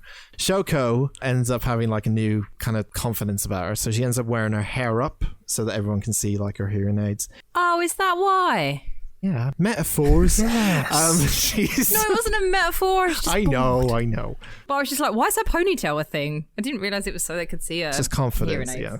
So, you know, we had this discussion about when girls go through stuff, they change their hair, right? Yeah, that's what I thought it was. That's not kind of... hearing aids. She's a bit more confident. She tries to speak a lot more to Shoya. She gets too confident and he's kind of like, I don't know what you're saying. Can you just use the sign language? Like, she wants to be considered normal like everyone else because she sees everyone else and she understands she's different from everyone else. That bit was hilarious though, where she says to him, I love you. And he's like, what? Yeah, the moon looks real pretty. Yeah. She gives him a gift, and in tradition sense, it's kind of like a I love you gift, or it's like a companionship gift in a way. And she tries to say I love you to him because he misreads the situation of what the gift means. Do we ever work out what she gives him? Yes. It's 3 characters. Oh, yeah, because he's like, I don't think you can eat them. He's a fucking idiot. Because he couldn't work it out, couldn't he? He's talking to his friend. I was like, I don't know. I don't think I can eat them. I don't know what they are, though. Yeah, he doesn't read the situation. She ends up screaming, I love you to him in the middle of the street. He misreads and says, yeah, the moon. And she gets upset and walks away. To him, like, why would she like him? It's the one thing I like about this film. He's very hard on himself and he thinks he doesn't deserve anything, and because he's been so horrible. And I'm like, I have enough self-deprecation in my own life. It's not going to entertain me for like 2 hours. Why do you think he likes her, do you mean? No, why does she like him? So it's not the thing he would be expecting, because he's all like, I'm so horrible and I'm awful and I shouldn't be alive and I did these awful things to her. He's not going to expect her to like him. That's not going to be the first thing in his head. Does that make sense? So why would he? Yeah. He can't understand her anyway, but he's not going to be like, oh yeah, she definitely said she likes me, because he thinks he's horrendous. I think the main film about this film is understanding one another, or miscommunication, or like understanding each other essentially. But because he can't get past his own like, I'm so terrible, there's no way she would possibly like him. It wouldn't even occur to him at this point. Wait, does that not work? What, being depressed? Yeah. I've tried it. What do you mean by work? Because I've got to change my moves then. If that's not how you pull, I'm out. I'm in trouble. Nah, love a sad boy. I'll bear that in mind. Yeah. Sad boys that play guitar. You told me off yesterday for playing too much sad boy music. Yeah, yours was depressing though. Says me that got sad listening to Dashboard the other day. Dan, I apologise for this tangent. Sorry. Continue. I'm used to it. So they all decide, all these friends and friendsreunited.com, they all decide to go to an amusement park with a couple of new friends as well, I should add. I have no idea what the fucking names are. There's like 2 new people, but either way. So everyone goes to this amusement park, and Shoya decides that he's going to enjoy himself at the park. He's like thinking, oh, I have friends? This is weird. And he starts to kind of like unveil all the X's off their face and stuff. Am I allowed to be happy? Am I allowed to be happy like this? This feels weird. But when he goes to one of the cashiers in the amusement park, he sees an old friend that used to be with him in the elementary school, and he's serving him, and he's like, why do you have to be that way? Or he's like saying, you know, you'll never change. Or he's getting flashbacks to what happened because this guy was like, oh, you're such a dick for being a bully back when he was younger. He sees him working at this place now, brings flashbacks to him. Everyone got X's on their face all over again. He's depressed. He's sad. He goes back into depressed mode. That sneaky bitch, wasn't it? They go to a thing and the sneaky bitch is like, I want this food. Yeah. Naraka is the black haired girl. She says, I thought you should speak to him. Maybe we could like be friends again, all that kind of stuff. So Nakua explains that Shoko is a problem for what happened to all of us. Like, because our friendship broke up, it's because of her. She goes to extreme lengths. She grabs Shoko and demands she goes on the Ferris wheel with her only. While they're on the Ferris wheel, Shoko's sister gives her the camera that Shoko's sister has. Oh, she's smart. She leaves it on. I would never have thought of that. Yeah, she leaves the video camera on so that she can now film what's going to happen when those two go up in the Ferris wheel. When they go into the Ferris wheel, or they see the footage later of what happens, Shoya and Shoko's sister sees it, and Nakua is being a bitch to Shoya. She's basically going, you shouldn't be around. You've caused a lot of grief and all this bollocks and all this kind of stuff. And she ends up... in a teenage drama-y kind of way, I get it. Because she's like, well, we were all friends and you came along and you fucked it. And I just want things to go back to how they were. I think it's jealousy. Yeah. I think she fancies Shoya. It is. And because I think she was there first. Yeah, and then everyone going out of their way to help her. Yeah, I think there's that as well. But, you know, it's like when you're a teenager and you're all self-involved, I can see where she's like, ugh, you did this to me, to us, without thinking about what she was going through as well. And also, who fucking beats up deaf people? Come on now. People smack her about a lot, and I just don't know how that's a thing. I don't know people that smack each other anyway, let alone if one of them was deaf. Maybe if you're a kid, you'd be more likely to do it, though. I don't know, really, but... yeah, maybe if you're a kid, you're more likely to. It's an anime teen drama. They're going to slap each other. Eventually, his past catches up with him, and everyone, at one point, they end up meeting on the bridge, and everyone is there, including Shoya and Shoko and the sister, and everyone's there. And they end up going through why they're friends in the first place, or like his past, I think. So after they go to the fair, the next day they're in high school, and one of the dudes says to Shoya, did you hear that someone in elementary school was like bullying the shit out of Shoko? And Mickey was like, yeah, it was this prick right here. Pretty much. So they end up meeting all at the bridge, and then he ends up getting super annoyed because they all start arguing with each other. And then he kind of just lets himself loose. I think it's really cool. I like this bit. And not because of what he says, but because he's just like, shut the fuck up, everyone. You're just arguing with each other. You're like this. He just tells them how he really feels about each one of them. He's trying to push them away. Yeah, again, he's just sick of them. His defense mechanisms have come up and he's trying to push them away so he can go back to being by himself. Which he kind of does. And he lets everyone know what he thinks about them. Shoko and sister's grandmother dies. Missed that. What? What? What do you mean you missed it? She ends up in the bed. My next note just says I've lost interest. So I missed this completely. Oh, pen. Shoya ends up being super nice to the sisters. He gets overly committed to their lives. He wants to make amends because of, and now their grandmother has died. They're obviously upset about this. And he's trying to go out with them nearly all the time. Like, hey, let's go see a movie. Let's do all this kind of stuff. He's been overly nice. Worm his way in. It's also summer holidays for him. It is summer holidays. The mum still doesn't like him that much because she knows what he did to her daughter when she was in the nursery. He is coming across a bit strong here. Like, he is trying to spend all of his time with him and is like, just tone it down, dude. You don't need to... He's desperate. Yeah, he's desperate to make up for it, isn't he? He just lost all his friends. Now he's completely desperation mode. That's why. That was his choice. He did that himself. And he still feels really bad. Yeah, but that's the point. He doesn't get it yet. So when he gets it, he realizes at the end of the movie, he gets what he needs to be. Like, he's got to be this. He can't be this. It's just understanding yourself and understanding what kind of person you are and like where you're being mean and where you're being nice and where you...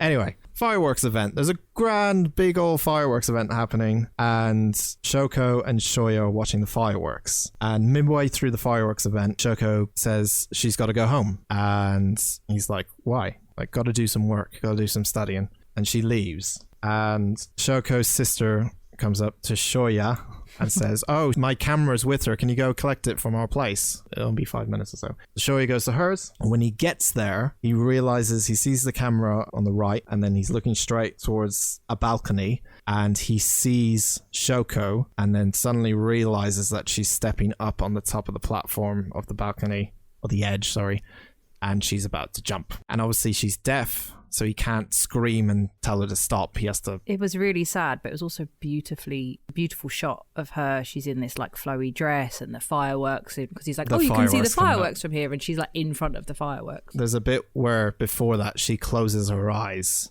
when the fireworks are coming up, and I think it's to like feel what she's gonna feel, like she's gonna close her eyes and jump, and the fireworks are still gonna go, so she's like practicing, I think. Maybe she can hear the fireworks at that point. Yeah. She can feel the vibrations in a cup of tea. Probably. So Shoko's on the balcony about to jump, and Shoya saves her just, and he starts having flashbacks, and we don't know if he saved her or not. And he's talking about, starting tomorrow, I'm going to be a better person. I'm going to do this. I'm going to do that. I'm going to do this. I'm going to be doing all sorts of stuff. In the end, he ends up saving her, but as he's pulling her up from the balcony, he ends up falling off the edge and hits the ground.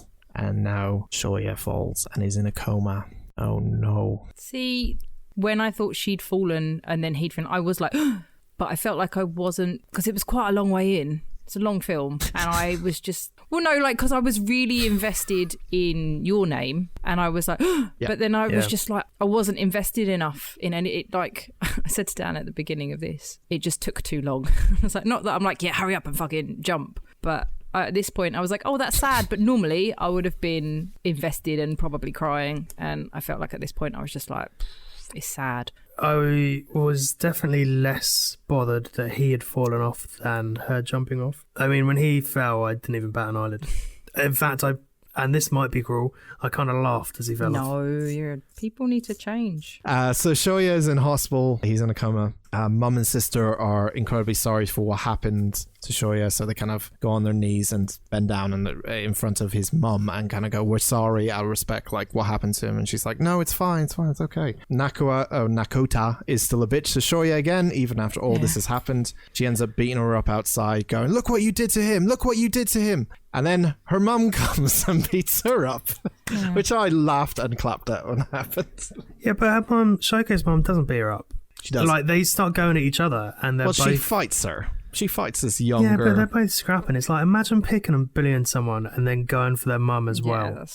That's a ballsy move. big dick energy. There's a bit of a fight outside the hospital, and Shoko screams at this point, and she's crying because she says it's all her fault. Everything that's happened, this wouldn't have happened if it wasn't for me. She's constantly blaming herself. She needs to fix what she has destroyed. So now she's fixing everything that she's destroyed, technically, even though it was the other way around with Shoya when earlier on in the film.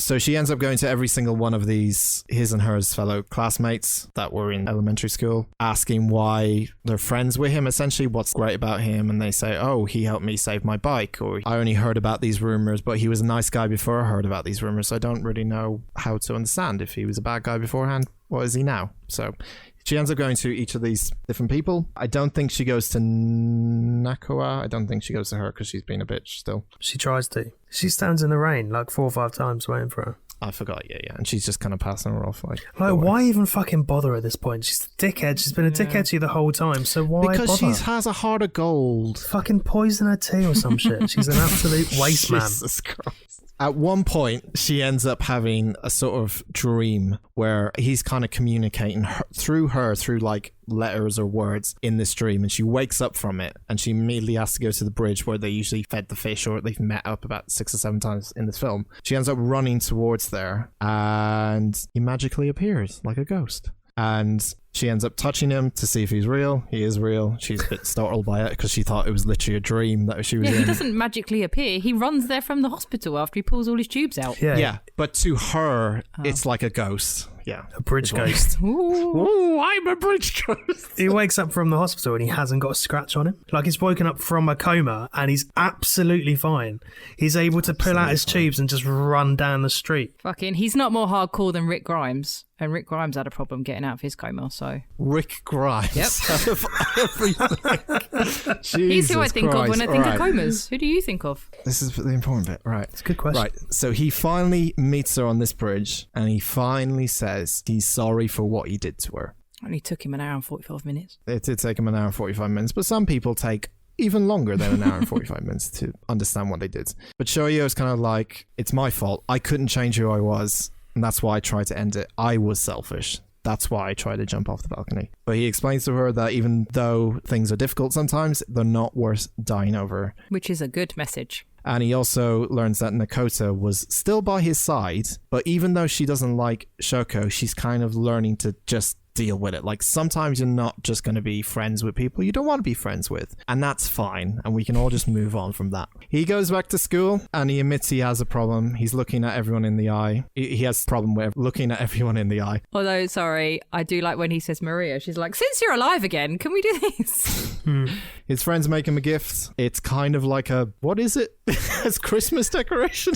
No, it's paper cranes. So, like, allegedly 1,000 paper cranes will help cure you from death, anything, illness. Really? Oh. Yeah, it's supposed to be what's the word, Ben? Like a symbol of good fortune and like good health. Ah, okay. So they all kind of apologize for what's happened, give him a gift, and he's like, it's okay. Christmas decorations.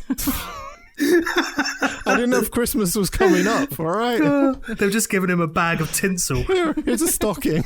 It's like, cheers, guys. I've been in a coma for ages. Oh, and his friend has a lucky moustache. Oh, it's such a shit moustache as well. He's like, it's my lucky stash. I grew it the whole time you were in a coma. They all meet him at school. He's still like everyone's still talking about him. X's are still over most of people's faces, except his friends at this point. Nakota calls Shoko a moron. She still thinks she doesn't like her at all.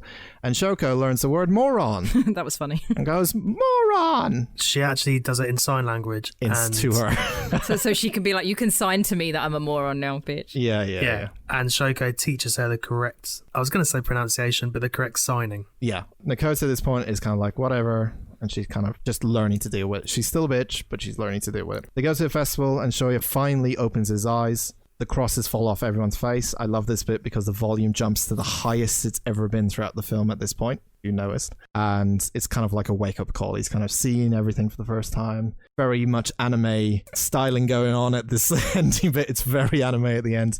But essentially, he ends up waking up and kind of like accepting this is his life now. This is his friends and this is what he has, and he's grateful for what he is. And yeah, and that is A Silent Voice.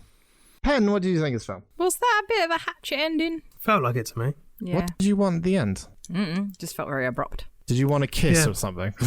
No, I don't know. The film was absolutely fine. Fuck, you got that before me. I did. I thought I would like it. I did. Like, I have no problem with drama-y, romancy stuff or anime, but yeah, when it really got to I don't want to say the meat of it, but when everyone started getting depressed and trying to kill themselves, like I said, I just wasn't. Usually I'd have been like invested and crying my eyes out, and because obviously it all was really sad, but I couldn't help it. I did lose interest about an hour and 25 minutes in. I think it took me that long to kind of, they set it up and I'm like, okay, he's mean to her, and I was trying to work out where it was going and what was going on, and then I wasn't fussed anymore. There's so much exposition in the beginning. It's like they spend the whole time trying to build a story that by the time you get into it, you're like, I don't give a shit anymore. Yeah, and I don't want to boil it down, but it was like, boy is mean to deaf girl, boy tries to make up with deaf girl, some shit happens and then they do it. Like, you know, you could have taken half an hour out of that at least, made it a bit punchier. Yeah. But yeah, wasn't my bag. Sorry. And I love a good cry. So I do love a good cry. What's the score? It was beautiful. I do like a beautifully drawn anime. I'm just going to go middle of the road and give it a 7. Middle of the road is a 7. I thought that's what we decided. Middle of the road was 7. I suppose it's not, is it? It's like a 5 Yeah, because it's out of 10. 5. Well, it can have a 6. 6 is 7 out of 14, please. 6 is my final offer. Right, 6 out of 10. Andy? I didn't think any of the characters were that likeable, apart from the sister and Maria, and at parts Shoko. I was thinking, why do you not like her? You're just as bad as him then. Well, I haven't fucking thrown a hearing aids out of a window, have I? No, I know you haven't, but it's a film is what I'm saying. Jesus Christ. But apart from those 3, and one of those only gets half, no one in it is likeable. They're all dickheads. They've all got major flaws that make them fucking annoying, which is fine because everyone does. Mm-hmm. But they just seem to like force it down your throats. Like the girl with the black hair is a dick from the fucking start of the film to the end. She doesn't get any better. I don't know why no one has fucking kicked her into the moon. She is the representation of him if he didn't change, though. Yeah, I get the metaphor, I get the analogy, but even so, she's got no arc. Why are they still hanging around with her? Yeah. Well, they're not really. They're just kind of accepting it. Like, it's better to just accept it than just be angry at each other, is the way they're looking at it. She ends up accepting it. No one needs that negativity in their life, man. Radiators, not drains. What? Radiators, not drains? Yeah, that's what you need in your life. People that are radiators, that radiate good stuff, not drains that drain your soul. Radiators, not drains. Right. Anyway, Shoya. Yeah. You're both drains. Huge fucking drains. We're like a sewage plant. Plugs. Shoya, he just seems like totally insincere. Like the whole way through, all I could think was that he was doing this for his own benefit. And the fact that he spends the whole film trying to build this relationship with Shoko and it doesn't go anywhere. Like, is it supposed to be a romance film? Because there's no romance in it at all. It's not a romance film. Okay. Then what is the point in it? It's under romance because it's easier to tag drama under romance as well, because it's about a girl and a boy, blah blah blah. It's more about redemption, listening to each other, forgiveness, all that kind of stuff. It's not about love. That's why there's no kiss at the end or any bullshit. It's just acceptance. That's what it was. I didn't know if you wanted to kiss so badly. Jeez, sorry. No. That's not what I'm saying. What I'm saying is there is like no payoff. Like, I don't know what the payoff of this film is. It could have ended at earlier points, but it also should have ended 20 minutes later where they'd fucking concluded the story, because it felt unfinished to me. It didn't feel like it had a natural end. It was like they kept dragging it and dragging it, and then suddenly it was like, oh, here's the credits, by the way. He's in a fucking festival with confetti. Like, I got it that he was like, oh, I get it now, and he's crying because he's realised, but then it was like, that end. Yeah, like he suddenly opened his ears and listened. But I mean, he did that earlier in the film, and then he threw the crosses back up. It's like... I'll tell you one thing. This film is part of a 7-part manga series. So there's actually like, they've basically created the film and put it into this 2-hour out of 7 parts that are like a book. So there's a lot more character development for the characters, especially. That's probably why I didn't like them as much. But they had to like put that into a 2-hour film. And it's not a back out. I'm just saying that's how they did this. This is how it was made. I mean, Scott Pilgrim was 7 books, and that's a better film. All right, man. Jesus Christ. Death Note was a bunch of mangas and it was a better film. It just felt like I didn't empathise with any of the characters apart from Shoko and her sister. Yeah, like Penn said, there was no meat. I couldn't get into anything. It was like, by the time that I'd like stopped being fucking angry at all the dickheads in the beginning, it was way too late to like for him to build back and be a likeable dude. So I'm gonna also go middle of the road and go 5. Okay. It's like Drive all over again. It's at 2v1. Did I like this more than Drive? I was less bored in this than I was in Drive. That's fucking mind blowing that you still think this is better than Drive. I really like this film. I think there's a couple of things I like about it, and it doesn't follow what you're used to with normal films like this. Like the first one is following the bully instead of the bullied character around the whole time. Usually in like stories like this, it's like, oh, the bullied person gets bullied and let's see their redemption kind of story. It's more of a case of finding this guy who's an asshole and you know he's an asshole, and let's see his life now. Let's see how he redeems himself and how it's going to affect his life. I like it because it was real as well. It felt more realistic than, I know it's an anime and rare drawings and all that bollocks, but it was some interesting topics, like all the depression and it was really well done. It was handled really nicely. Like when her sister says, like her sister's a photographer, right? And she's got pictures of like dead birds and frogs up on the wall. And she says, I wanted her to know what death looks like, hoping that she wouldn't want to kill herself. Like that's quite a heavy subject for like a young character to talk about. And it's quite touching. And the way they approach like that side of depression and all of that is really nice and delicate. But the characters are arseholes and it ruins it for me. That bit made me really sad because she was like, I didn't know what else to do.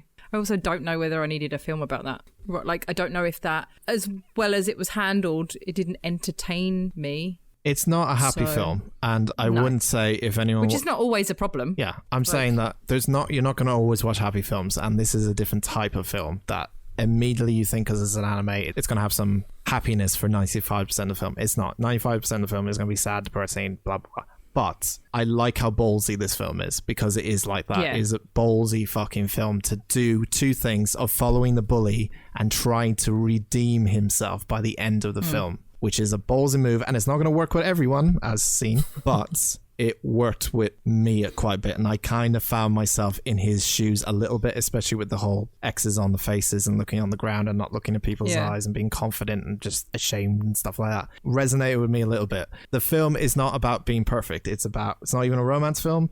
It's about being accepted and accepting people for who they are. That's what this film is. It's a beautiful looking film. It's all hand drawn, by the way. It's fucking stunning. It's like it was lovely. It's like Your Name. It's pretty much like a beautiful fucking film. Amazing music. The music plays off like certain emotions as well in the film. It's a powerful thinking film. It's a very heavy film, but it's like, in terms of that type of film, it's a good, heavy, emotional film, I guess. If that's not your thing, that's completely understandable, but I think this is a fucking fantastic film. 9 out of 10. Wow. Ooh. Bloody hell. I love this film. I literally love this film. I really do. The thing with Your Name is that I couldn't think of that being live action. I think you could do this live action and it'd be totally fine. It would work as well. You would probably get more out of it if it was. I do prefer Your Name to this, because I gave Your Name a 10, I think, and I gave this a 9. But I do prefer Your Name. Even though it has some plot holes in it, I do think it's more... like the story is like more fascinating. It's twisty and turny and stuff. I kind of like that. Like, this was too long. Yeah. It is a bit long. I will give you that. It is long. It is quite long, this one. And I have no problem with long films. Like, I have no problem with subtitles, but it took too long to get anywhere. So, quickly, interesting fact. The English dub actress or actor, they put actress on here. Don't call me out. You're fine. All right. The English dub actor who plays Shoko is actually deaf. Yeah. Oh, interesting. Yeah, so they hired a deaf woman to do it. So good. There you go. Makes sense. Feed the koi. But she already has some bud. I bet she only wants the more so she can eat it. You don't have to buy her any. I can't believe she made you do that. Just... Can you sign it? Is my voice weird? Yeah. I'm sorry, I didn't... your voice sounds totally okay. I'm gonna go get some bread. Be right back. So next week is our Halloween special. Yay! Ooh. And we're gonna have some... I don't think we'll give it away, but we'll have some funny Halloween. We really should be pulling out a horror film, I guess, for a Halloween special, but I mean, we could see what happens and see if what comes out. See what happens. There's a chance, because there's probably some of mine are still in there. I mean, there's loads. All right, so our film for next week is... I think this is Andy. Cool. We are watching the 2001 thriller sci-fi Vanilla Sky, starring Tom Cruise. I actually like this I film. love this film. I haven't watched this film Way for to years. ruin my Halloween. David Amaze, a publishing magnate, becomes the victim of a car crash which scars his face. The incident changes him and compels him to question the existing reality of his life. We are watching Vanilla Sky for our next podcast. I don't remember this film, but I remember it being super fucking weird, Yeah. like in parts. Like, it's probably going to be the same. I don't remember it, but I remember thinking this is fucking bollocks. So I remember really liking it. when's it from? 2001. It's peak Tom Cruise. That was quite a long time ago. Long hair Tom Cruise era. It is peak Tom Cruise, isn't it? It's when Mission Impossible 2 came Yeah. out, right? Fucking Oh. wonky tooth. Anyway, for Halloween, we're going to be watching Tom Cruise. So enjoy. It's pretty fucking scary. Penny, what's our socials? You can find us on Facebook and Instagram at Unusual Suspects Pod, and on Twitter at Unusual Podspect. Come and say hi. Just say hi. My Twitter is at Penny_photopit. My Twitter is Dan Toxel. Joyce is 21. We'll be back next week. Thank you very much for listening. Rate us, review us, iTunes. I love you if you do that. Thank you very much. Please, can we get like 10 reviews? That'd be really, really nice. Please, please, please. Come hang out on our socials. Some of us don't work right now, so we're bored, so we can reply and have fun. Yeah, but some of you also don't get up till 2 p.m. Blame the government. Some of us don't sleep, Andy, until Yeah, like that too. 5 a.m. and we're talking about funny names with food in it to make Dan laugh until 5 a.m. in the morning, which is an actual thing that happened, and I couldn't stop laughing. And I now Yeah. can't remember any of them off the top of my Can you not? Uma Thermidor. Uma Thermidor was good. I had some really good ones. I can't remember them. Thank you very much for listening. See you next time. Bye. Natalie Portman was the best. Oh, that was a good one. Bye, everyone. Bye.